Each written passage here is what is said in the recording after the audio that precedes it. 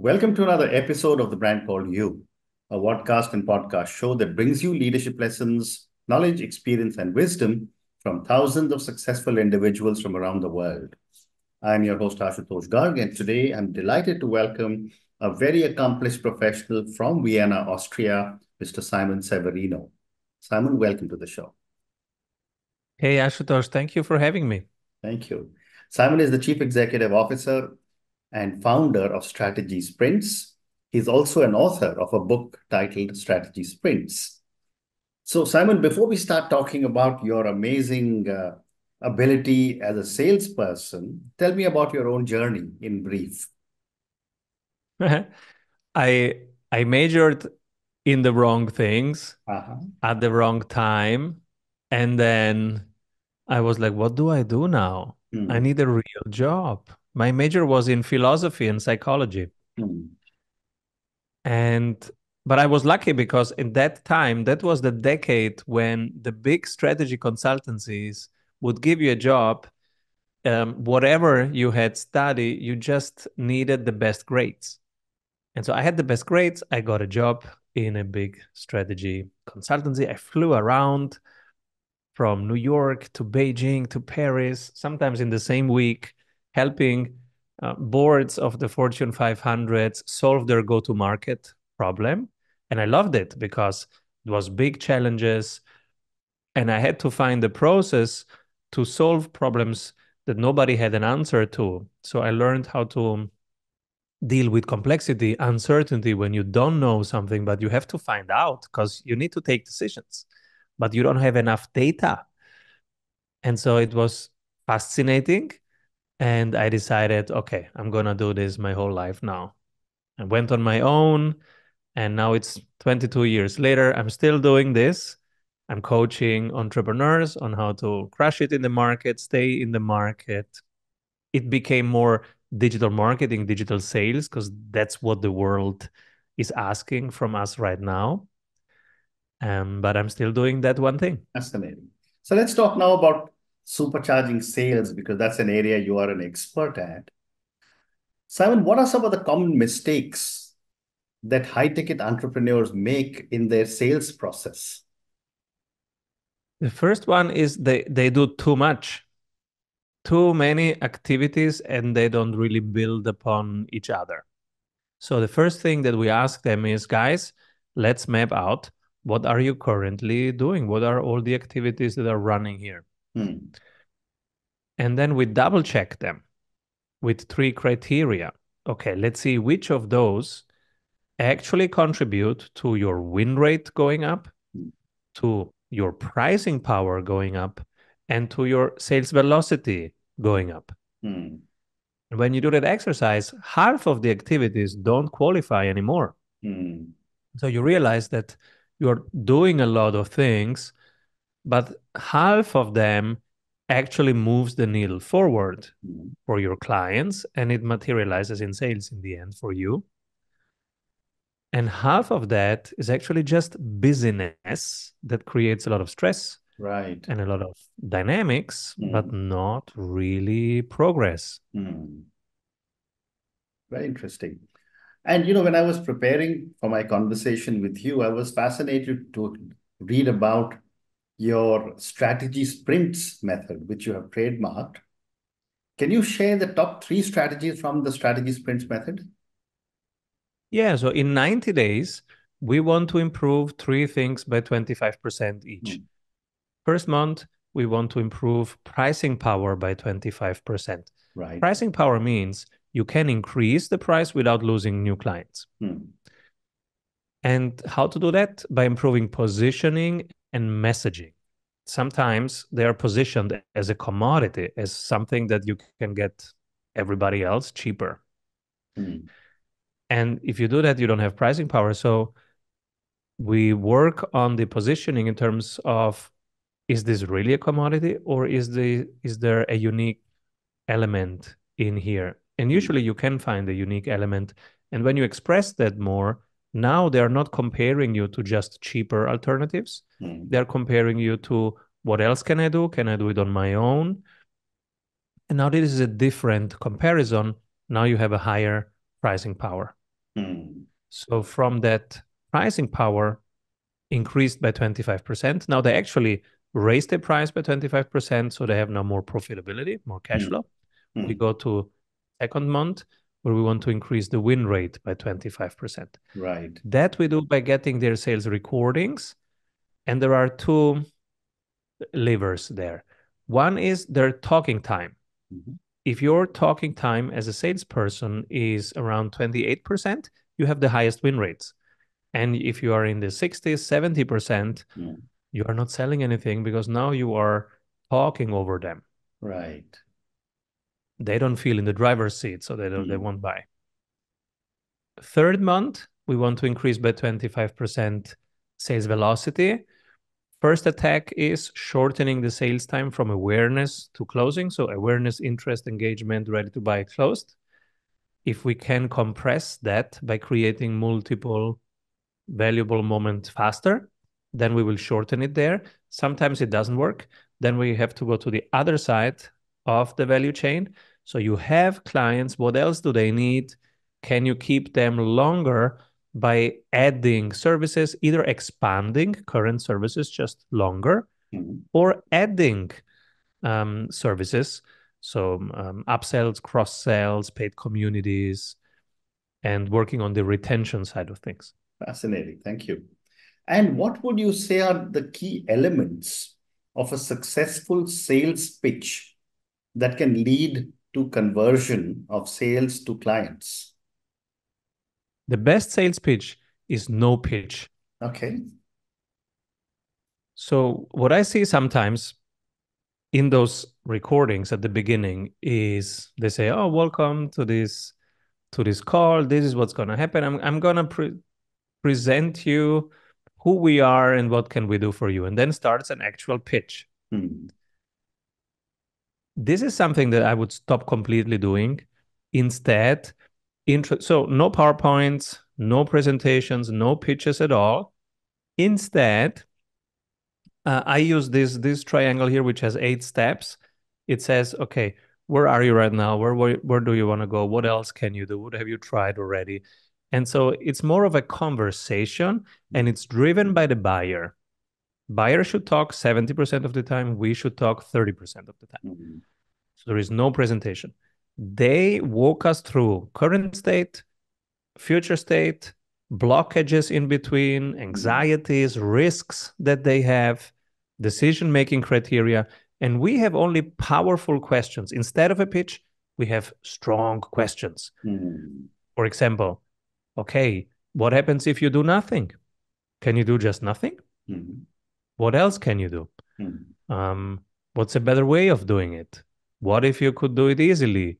So you can craft questions that get the buyer to see something that they weren't seeing, or to understand something that they didn't know, but you know it because you are the expert. So you are doing this all the time in multiple industries. You see much more. They are buying something maybe every 3 years in your field. So, but you are deep in it.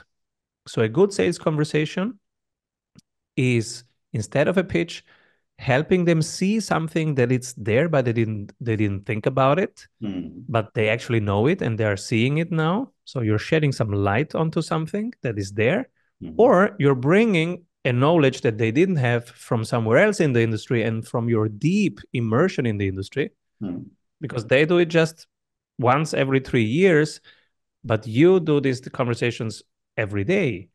So you're bringing value. Very interesting. And a follow-up question for you, Simon, is that what are some innovative techniques for cold outreach or cold calls that can lead to warm up and convert to sales? Cold calls don't really work anymore. People are fed up by it because there is too much now automation going on there. The SEC is forbidding AI cold callers. So it is too much known and too much used to be effective.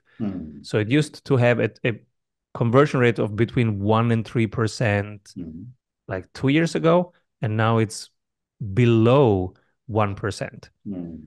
So for most teams, it's not really worth the effort. If you do it, then find a completely new angle. Mm. And of all the sprints that we are doing, maybe 10% are actually having good results with cold calls. Mm. And those have very different scripts. Scripts that have a surprising start.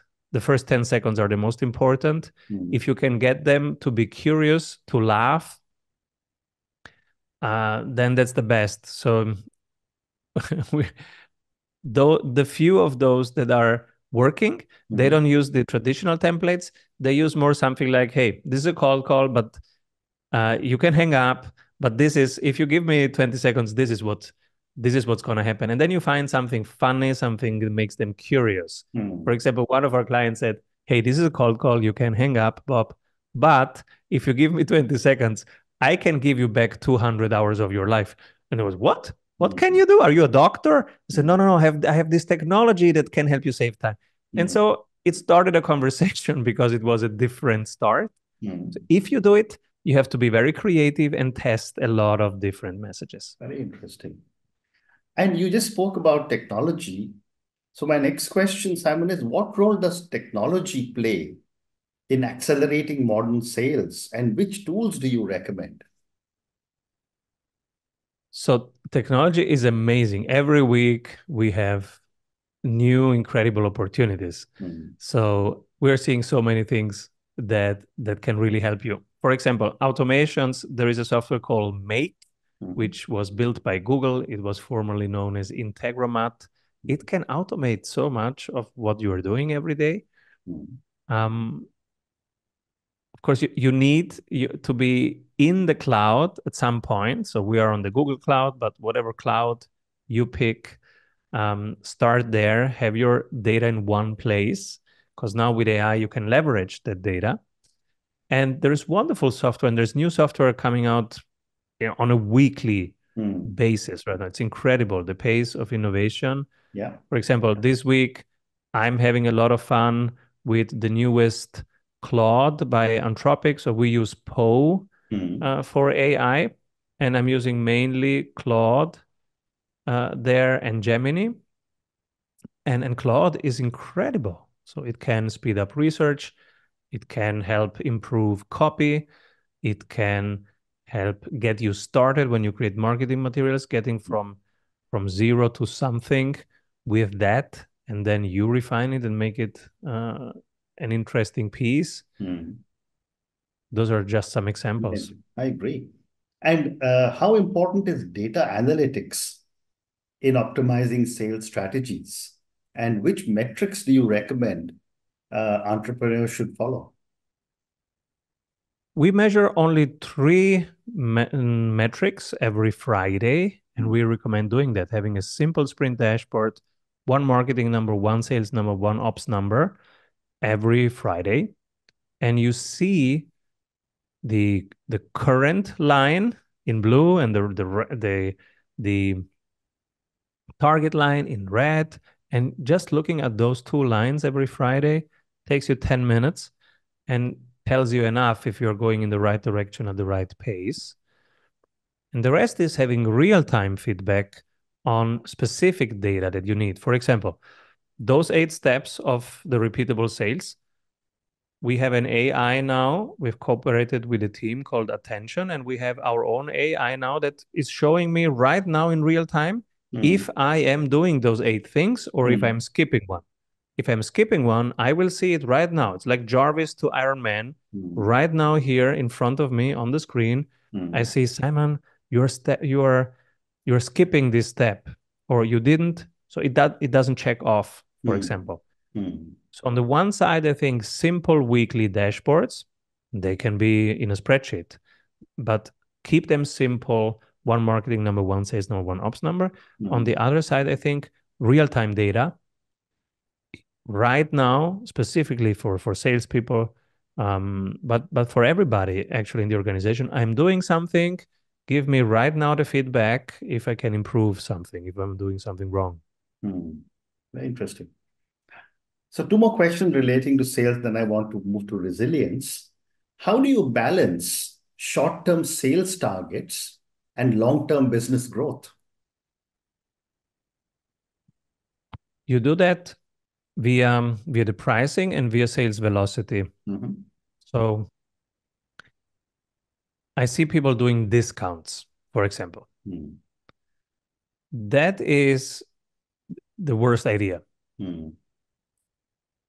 Learn from companies that you see out there, maybe that you use. I always look at Apple and Hermes as examples for somebody who never gives a discount, Right.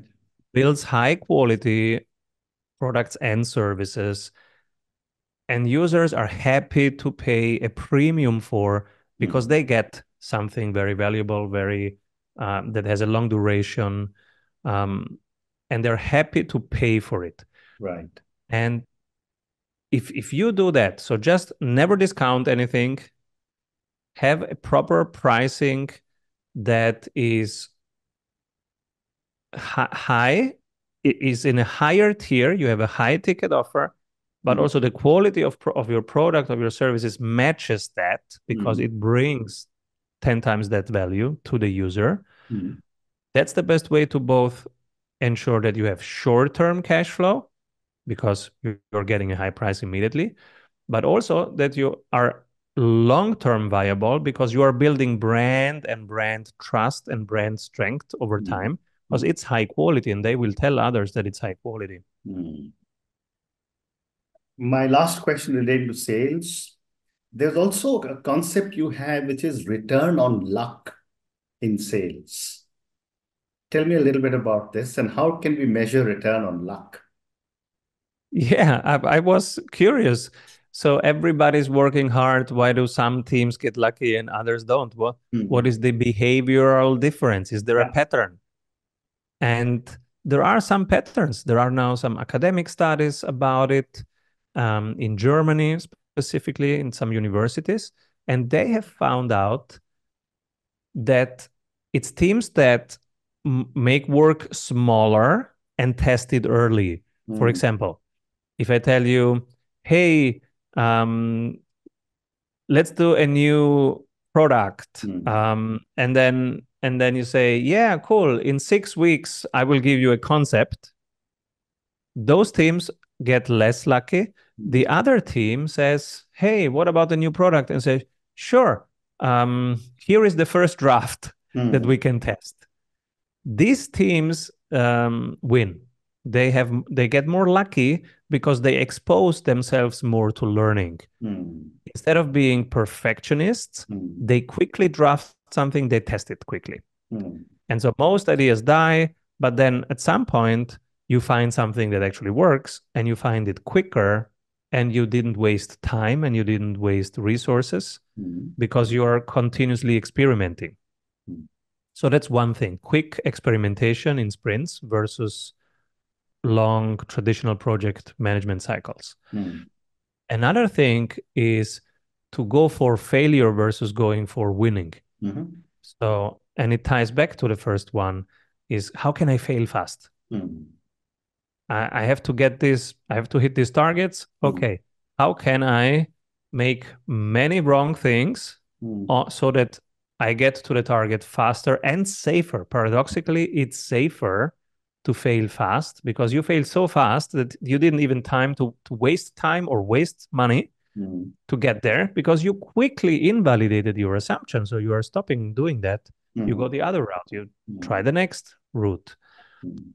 So those are some examples. They came out with 6 behaviors Mm. in total that make sure that your team is lucky or has a higher probability of finding luck. Great response. Thank you. Simon, you also talk about unbreakable resilience. How do you define unbreakable resilience and why is it crucial for entrepreneurs? If you think of what makes teams be in a state of flow, Mhm. that's what we want in terms of resilience. Flow is they they are in a state Like when you're playing with your friends, you're playing some sport. Let's say you're playing basketball with your friends. After 2 hours, you realize that you forgot to drink, right? Because you are so in the flow. It's a very active state. It's very present. You have immediate feedback in terms of data analytics. You shoot the ball. You know if you hit it inside or outside immediately. You don't wait for 3 weeks for a CRM report about your results, right? Immediately you get feedback. Yeah. And then if it's inside, you get also feedback from your peers immediately. Oh, bravo, bravo. And if it's outside, oh. So there is this immediate feedback loop. It's clear what the goal is. We have to get the ball in there. And so many teams have unclear goals. What are we actually trying to win? How will we know that we're winning?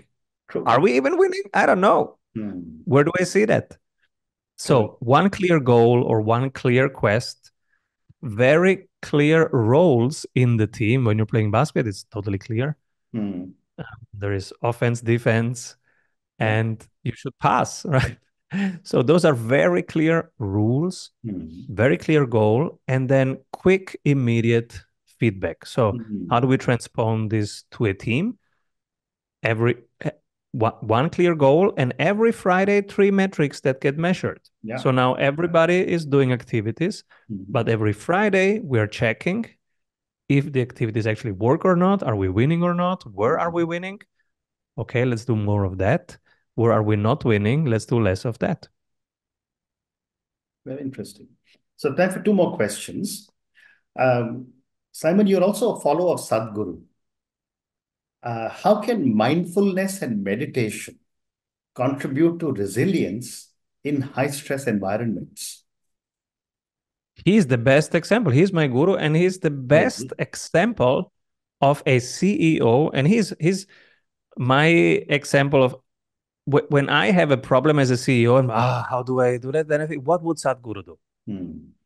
And so he has this Isha organization, is a huge organization. And he gets people to volunteer. I'm even a volunteer, right? So I'm giving my time for free to the cause.